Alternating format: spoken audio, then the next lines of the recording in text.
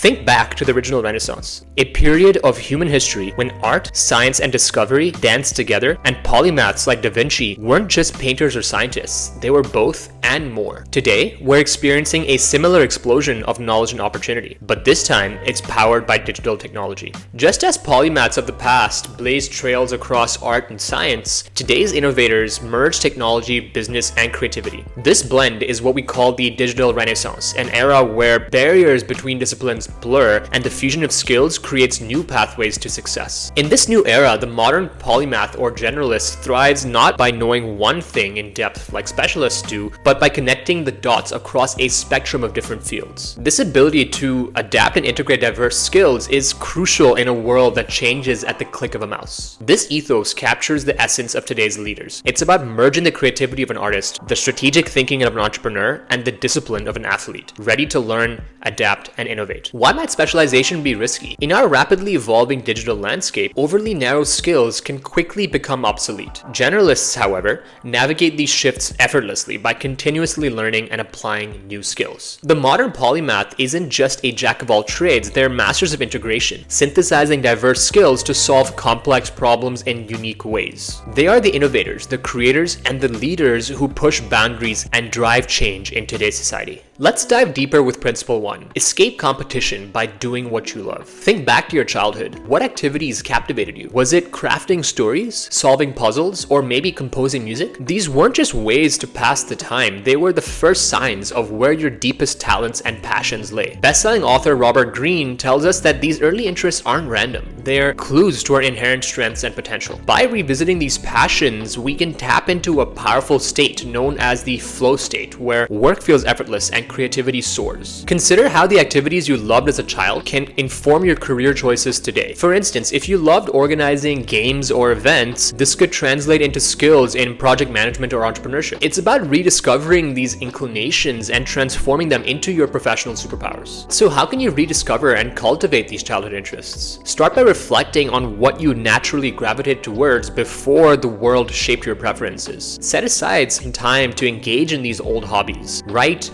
draw, play, or build. Document what activities ignite that spark within you and consider how they might inform your current or future career paths. As you explore these interests, you'll start to see patterns and connections. Maybe the rhythm in your poetry has a place in how you communicate as a team leader, or your knack for solving puzzles as a kid now helps you debug complex code. These connections are where true originality and competitive edge lie, because you're not just following a path that's laid out for you, you're creating one of your own. Principle 2 is about embracing self-education. What drives you? Is it a deep sense of purpose, or are you chasing external rewards like grades, money, or titles and status? The author Daniel Pink, in his insightful work, highlights that the most fulfilling and productive work stems from intrinsic motivators: autonomy, the freedom to control our own lives; mastery, their desire to improve; and purpose, the aspiration to contribute to something that is greater than ourselves. Harnessing these intrinsic motivators enhances our ability to learn independently and effectively. To truly maximize this self-driven learning, let's talk about mental models, the big ideas from various disciplines that sharpen our decision-making. Think of them as tools in your cognitive toolbox. Influential thinkers like Charlie Munger and Bill Gates emphasize mental models as essential for smart decision-making. Munger famously insists that you've got to have models in your head. One powerful example is the 80-20 rule, or the Pareto principle, which suggests that about 80% of effects stem from roughly 20% of causes. Applying the 80-20 rule to personal productivity, for example, involves focusing on the 20% of your tasks that yield the most significant results. So whether it's prioritizing strategic planning or crucial client meetings, this model teaches us to channel our efforts where they have the greatest impact. But the 80-20 rule is just the beginning. By exploring a range of mental models, from systems thinking to the law of diminishing returns, you equip yourself to tackle new technologies, solve complex problems, and even enhance your hobbies. These models are not just academic, they are practical frameworks that guide our daily actions and decisions. Embracing self-education goes way beyond formal training and education. It's about setting your own curriculum based on your interests and allowing your curiosity to lead the way. So how can you start? Begin by identifying what motivates you intrinsically. Then dive deep into learning about mental models. Read books, listen to podcasts, watch videos. With these models in your head, we can navigate a rapidly changing world more effectively, whether it's tackling new technologies or solving complex problems.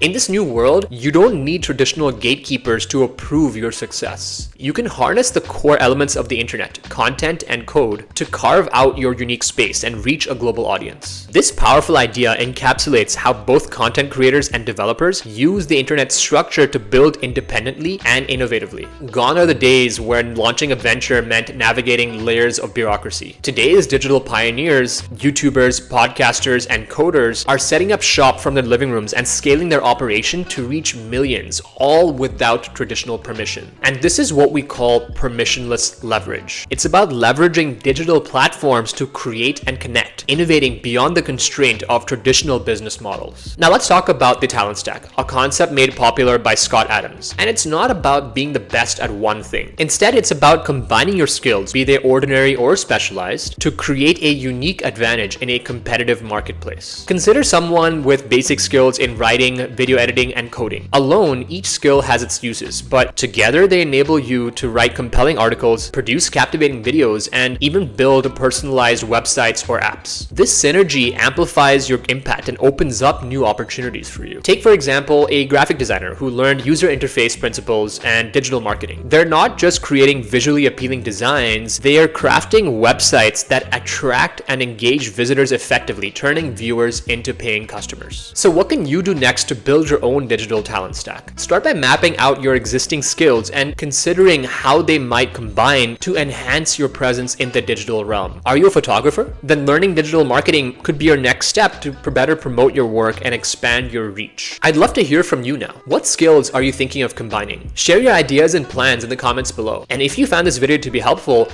don't forget to like, share, and subscribe for more insights on navigating the digital world. Let's embrace a digital renaissance and make our mark on the world one skill at a time.